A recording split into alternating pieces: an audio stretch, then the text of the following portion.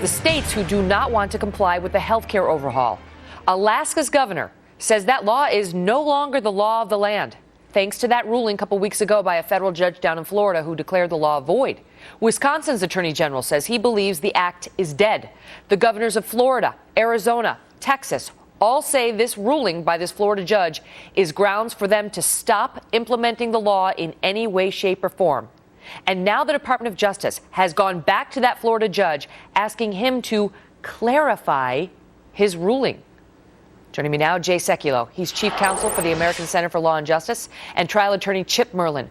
Gentlemen, thanks so much for being here. So, Jay, the Department of Justice was supposed to basically, appeal this ruling. We expect them to appeal. They have not yet appealed it. Instead, they've taken an unusual tact, which is to go back to the trial judge and say, could you please tell these states that you mean something other than what you wrote, which is that the act is void? The irony is they haven't asked for a stay, which is what you would normally do in a case like this. And if a judge were to issue the stay, then you could litigate it out and the Department of Justice could go on its way. They decided evidently not to do it. I think in part because they're afraid this judge may not issue the stay, and they're not so optimistic the 11th Circuit would issue one either. So the judge was very clear. He said that the law was void. It is unconstitutional, not just an individual portion of it, but the entire law. He found it not to be what's called severable. In other words, the entire law is gone. So here's the dilemma the Department of Justice finds.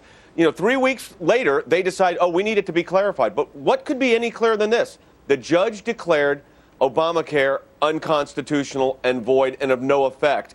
And federal law already says, case law is very clear on this, when it comes to the federal government being involved as a defendant, that it is presumed that they are going to follow the declaratory judgment, the declaration of the judge saying it's unconstitutional, and apply it that way. So that really is it. The judge wrote that, Chip, in his opinion. He wrote, I have it right here in front of me, there's a long-standing presumption that officials of the executive branch will adhere to the law as declared by the court. As a result, the declaratory judgment is the equivalent of an injunction. And this judge basically said, I am telling you, Department of Justice, your law is void. Now, I can see why other states might say, well, I got other rulings saying it's not void, so I'm going to continue to comply. But what's wrong with these states like Alaska and Florida and these others saying, well, I got a federal court ruling that says it's void, so I'm not participating in this health care overhaul anymore?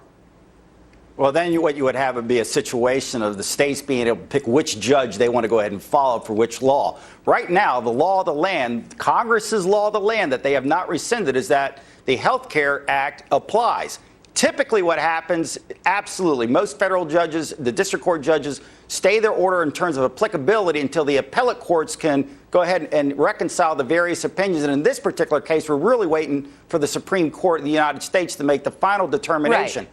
What the administration has done is ask for this very unusual clarification. Does it really apply to Alaska, and exactly why in the various other states? Alaska had joined with Florida and 26 other states. Right, they're one of the plaintiffs in that lawsuit. With Judge Vincent. But let me ask you this, Jay. Let me ask you this. What if this Judge Vincent, who is not, he doesn't apparently like the law much since he declared it void, what if he comes out and says, okay, here's your clarification. Yes, it's void. As I said, it's void. No, the 26 states do not have to comply with it. There you go, Department of Justice.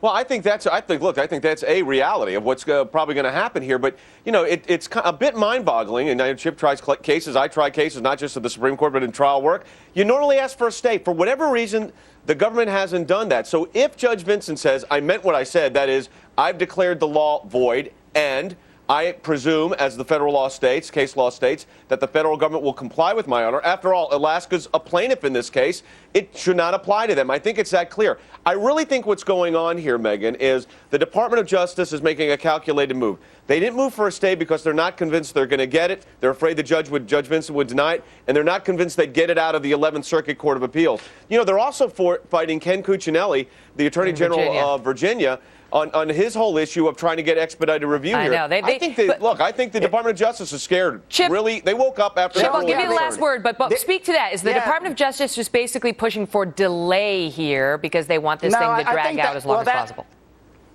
If Judge Vincent wasn't going to give a stay, which ordinarily happens, I can guarantee he's not going to give a very good reclarification order that the administration wants. So the administration must be trying to limit the effect of Judge Vincent's order, typically in the vast majority of all these cases, because you can't have just one judge make federal law for everybody to follow. the appellate courts will jump in if the district court judge won't do it and stop the effect of that order until we get done with the appellate process. Yeah. Well, I'll tell you what. But you got to ask for the probably stay going first. to, at They one haven't point yet. or another, they're going to ask this judge to stay his ruling. Whether this is treated as that request, they're going to ask him to stay the effect of his ruling.